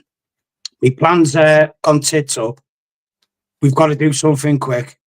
We need to get in. You know, they were obviously their target was Champions League money, top 4. If not, that's gone now. Yeah, that's the marginal gains. I was covering the press conference on Friday, where Ruben Amorim he looked like absolutely shattered. He said there is some small injury concerns. Who are they? He didn't want to say. That got leaked out, right? I saw the face of Ruben. He was pale as pale ale, right? He's been dealt a really bad hand, to be honest. And obviously, like for me, when you went in to recruit Ruben to say it's now or never, he humbly said, "Can I come next season? Can I finish off now? It's now." And they must have promised him, they must have lied to him. You will get back in the January window. Look, what Ineos did is the performance management. What they simply looked at, high earners, good stuff. That's good. Like get rid of Rashford, get rid of that, get rid of this, get rid of that. But what he left with him, with a thin optimized squad. And in the press conference, he took the blame. He took the seat to say, it was my decision to work with a thin squad, which I don't believe it was the case, right? Now he's left out to swimming in a big pile of shit. But do you think that today could be the start of United's biggest crop of academy talent coming through since 1992? Is it doom and gloom, or is it something that you applaud to say this is something that we want to see?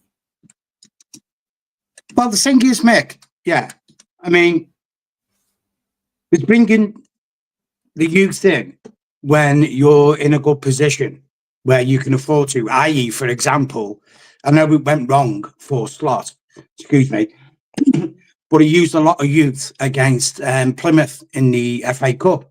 Now, Liverpool are riding high.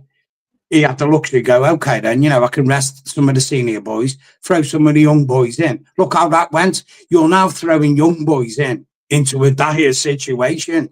This is not the environment you want to be putting youngsters in. Put the people who got you in that situation in on the pitch instead. You're the one who got us here. You get us out of it. You get us out. Here's my concern, right? Ruben Amorim's been freezing out Casemiro, freezing out Eriksen, and all of a sudden you have this injury crisis and say, all right, lads, I want you to go in and do a job for me. They will look at us like, you taking a piss, mate.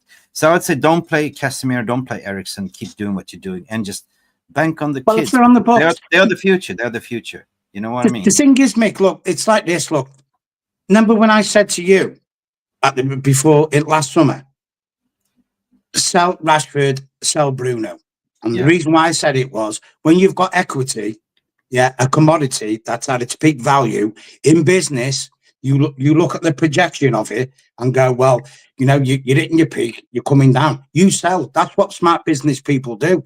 They go, look at this product I got here. It's all nice and shiny. It's working, you know, like a dream. You want it? Okay, we'll give you 90 million. Boom, next season.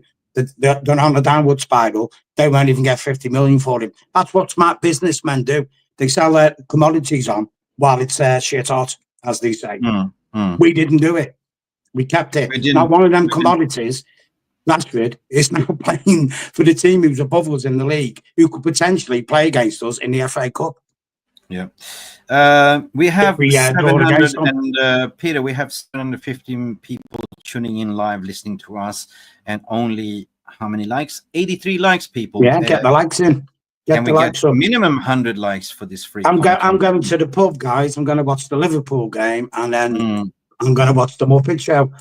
Man United in Spurs, because you know, I mean, from Spurs' viewpoint, I think Maddison's back for them, isn't he, today? Yeah. They have. But that's the point. Ash Jenkins is saying, I had a season ticket since 2005, and yesterday I watched some R90s and 2000 highlights, and the plays were miles better. Things need to change big time. Maybe it's good we are screwed. Maybe it's good we screwed and honestly leave. This kind of, I want to wrap out, like, you know, because this might force. Can I just say this, Mick, quick? Ash, well done.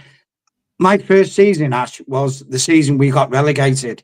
73, 74, I'll tell you something now, son, that team that got relegated, player-wise, footballing-wise, was streets ahead of this team. Believe you me, they were.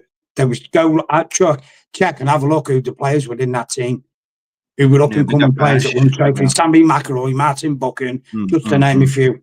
They were miles better than this team. I think this team is the frauds. They are the frauds. They're scamming money out the club.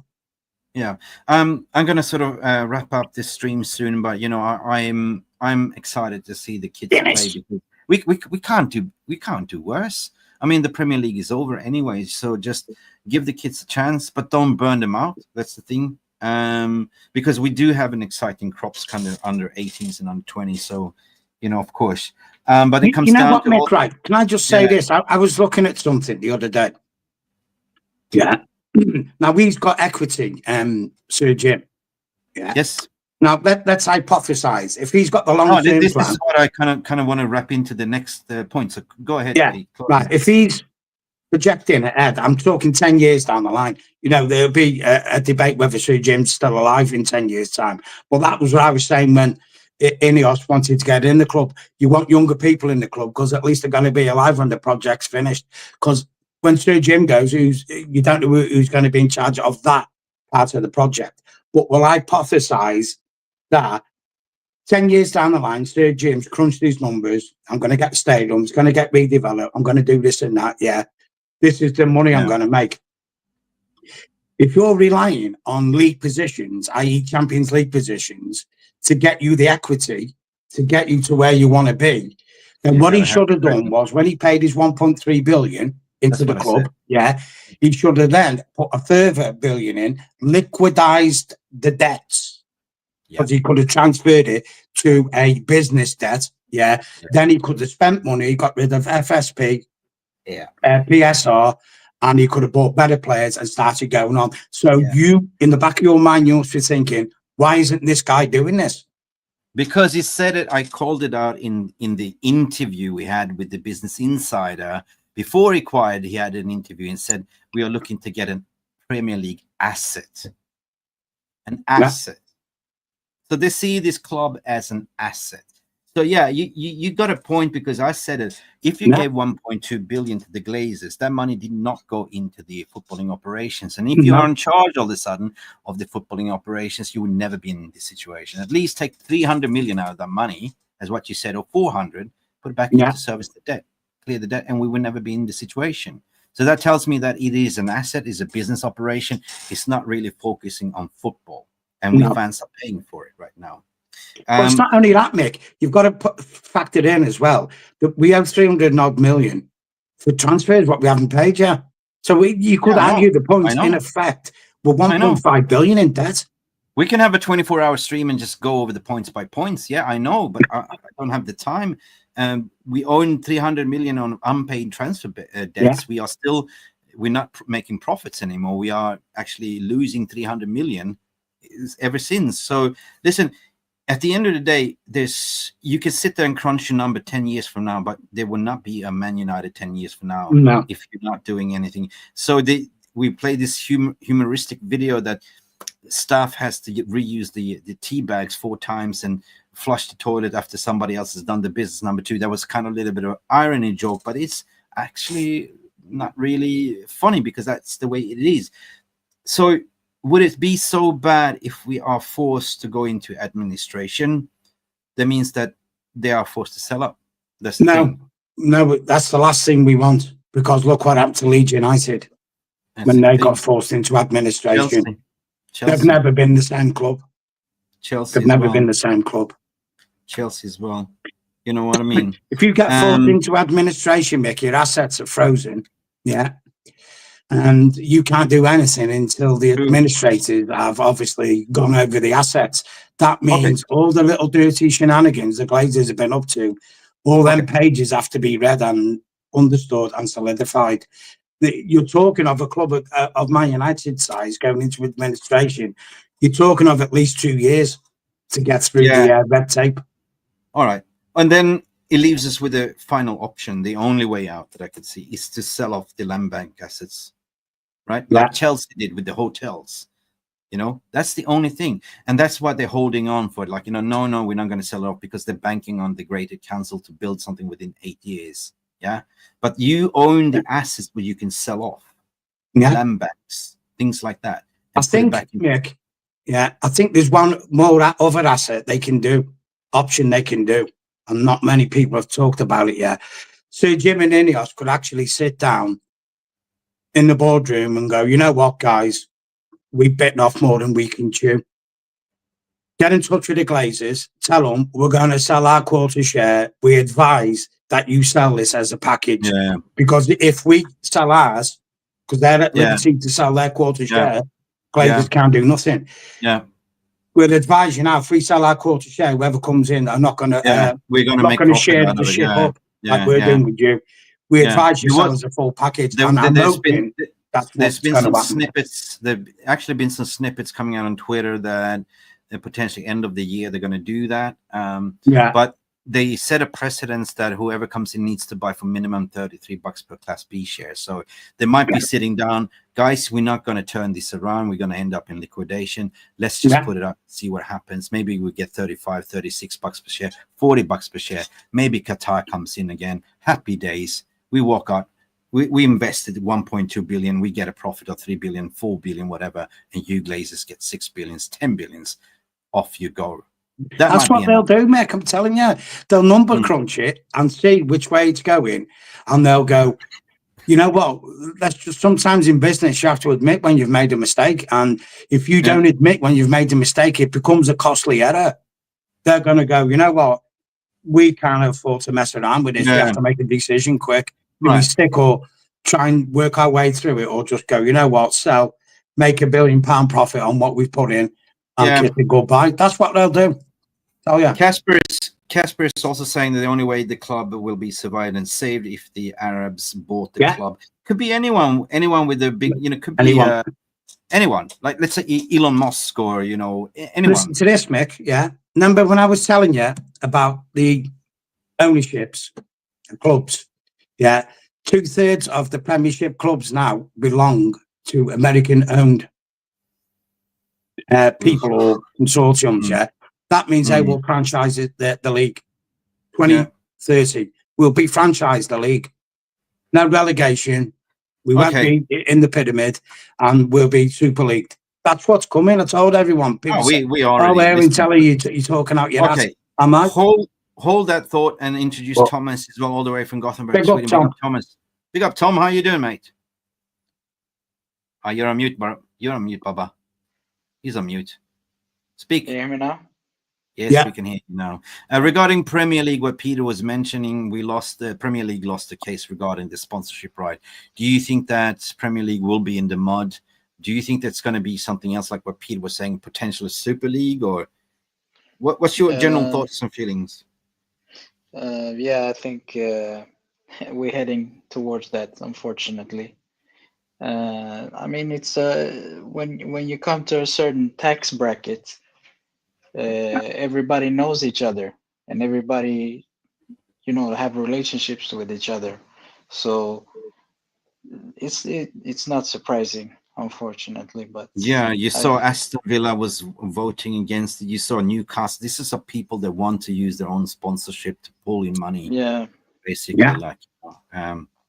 so it's all about money at the end of the day, right? So if you enter a Super League, there will be no PSR rules whatsoever, right? It will be money-free spending, right? So, guys, I posed a question to both sides of you then, because I said it before, we are fighting two leagues. One is Premier League and one is the PSR FFP. Do you see any change? Do you see that needs to be some drastic changes to the PSR? Because at the moment, it's enforcing clubs to sell youngsters, the academy players. There's a loophole that you can sort of, you become like a fishing farm, like a feeding club, right? Yeah. Something needs to change. I mean, I'm really confused about these rules anyway, because they don't seem to have it before. Basically, what happened, Thomas? Yeah. When Rio Ferdinand played for Leeds and that back in the day, Leeds were banking on that. I think they got to the semi-finals of the Champions League, and the season after that, they didn't get into the Champions League spot in the league, so they were out of the Champions League. They had factored money in for them being into the Champions League. They'd overspent for what they were generating money-wise, and they were on the verge of collapse, so they had to go basically into administration. All their assets got stripped so they could survive, because if you go bankrupt and into administration, by law you lose your operating name. Rangers are called Rangers, not Rangers FC anymore. My home city, Chester City went into administration. They're just called Chester now. You can't use the same operating name. So if Man United go into administration, Man United Football Club would cease to exist. That name, it's gone. I wouldn't say administration, but you know, like what happened to Abramovich and Chelsea, they put on auction to the highest bidder.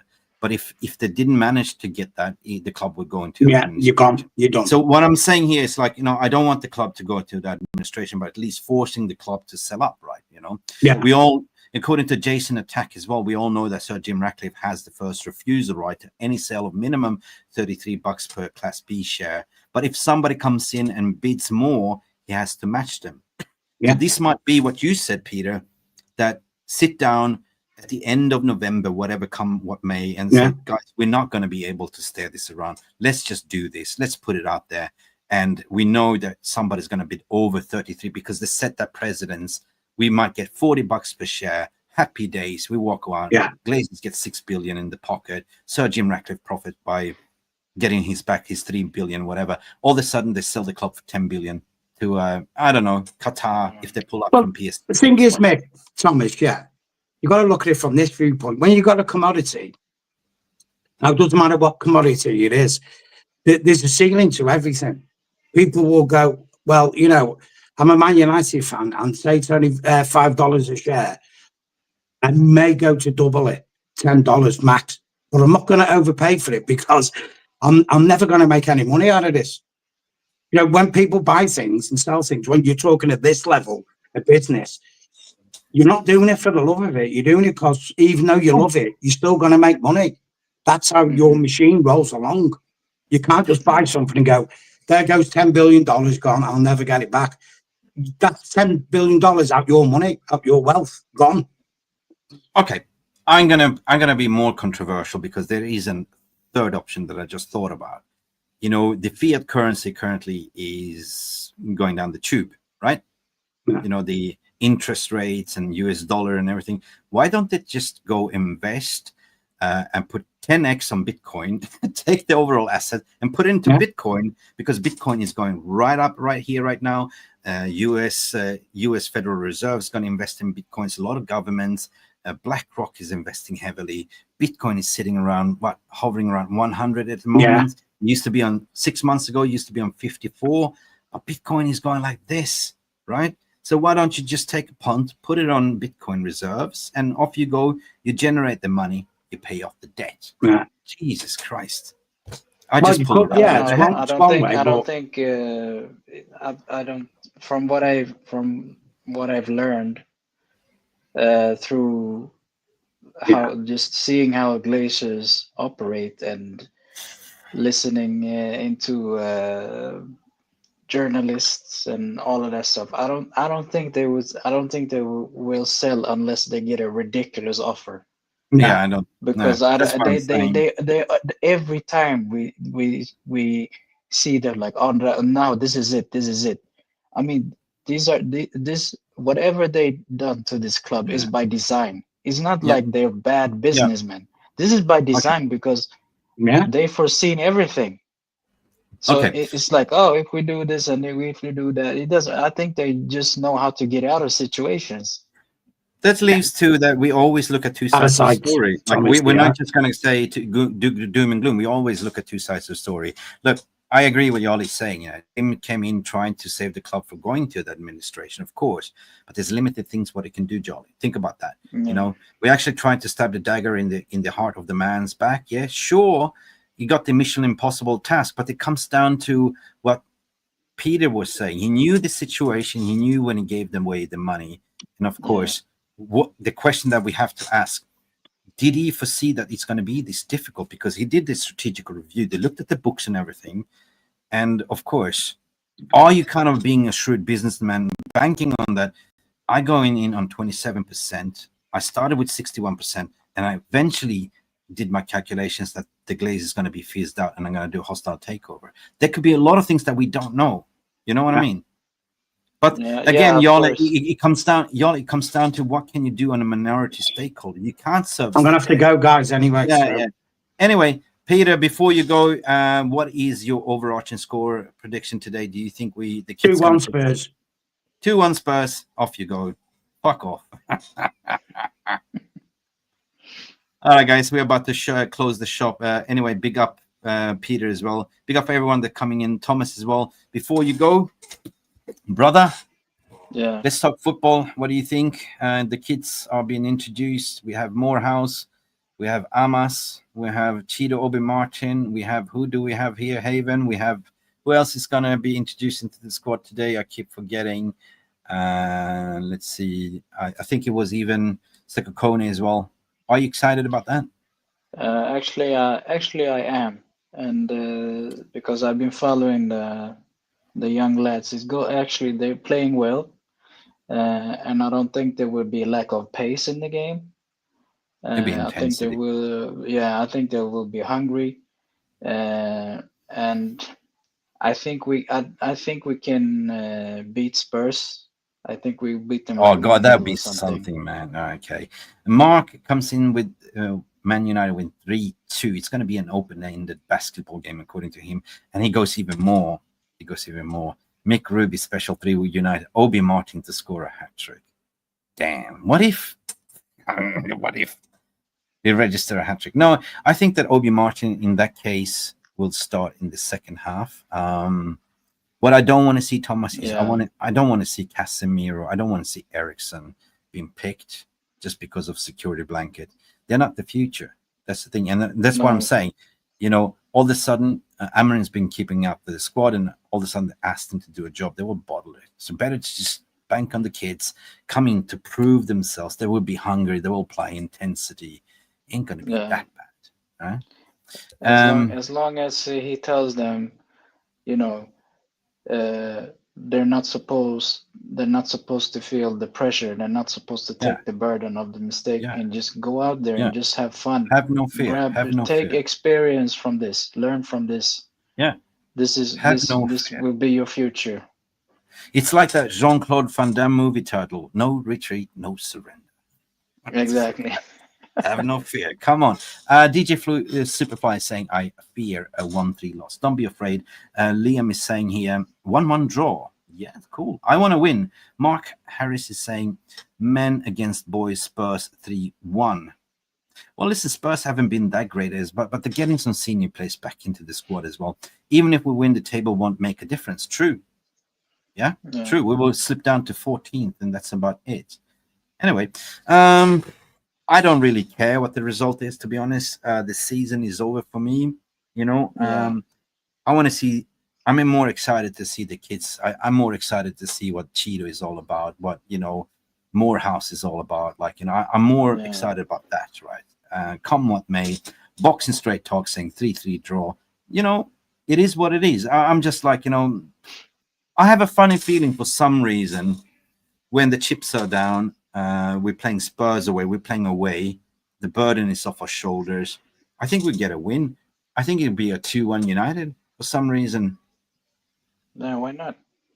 Yeah. Still Spurs. And the one that will score the goal for Spurs will be Tell. Yeah, that would be.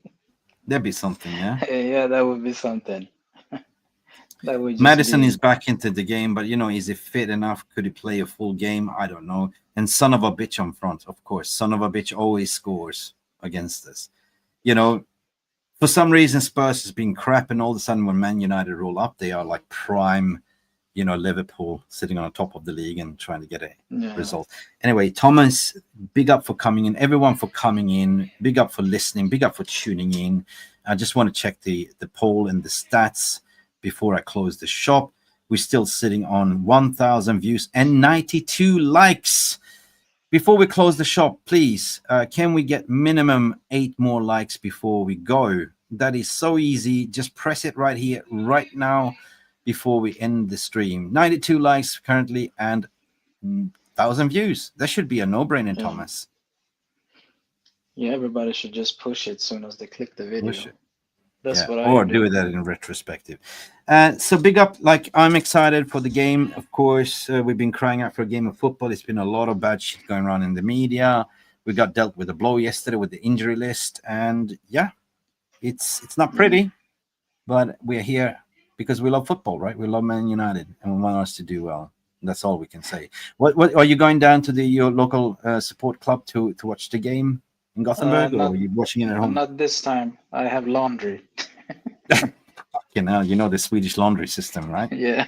But guys, that you don't know, the Swedish laundry system is a pain in the ass, right? If you're living in a community building, you have to go and park your key and book your time.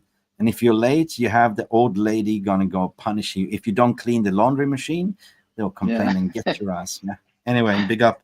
Thomas, all the way from Sweden, big up, and see you to the next one, guys. Glory, Man United. You're welcome. Thank you, Thomas. Guys, thank you so much for tuning in. Leave your comment in the non-live comment section per usual. I always like to hear your comments. Thank you for all the support. Thank you for the super chat. Thank you for the 20 gifted memberships. And as per usual, Glazers out, Ineos out, Bankers out. Peace to the world, and don't let the media fool you. Glory, Man United. I go with a 2-1 Man United victory, and to score Chido Obi Martin in his debut. Peace. See you. Thank you so much for stopping by and watching MUFC Realist TV. Don't forget to like and subscribe and follow us on the socials.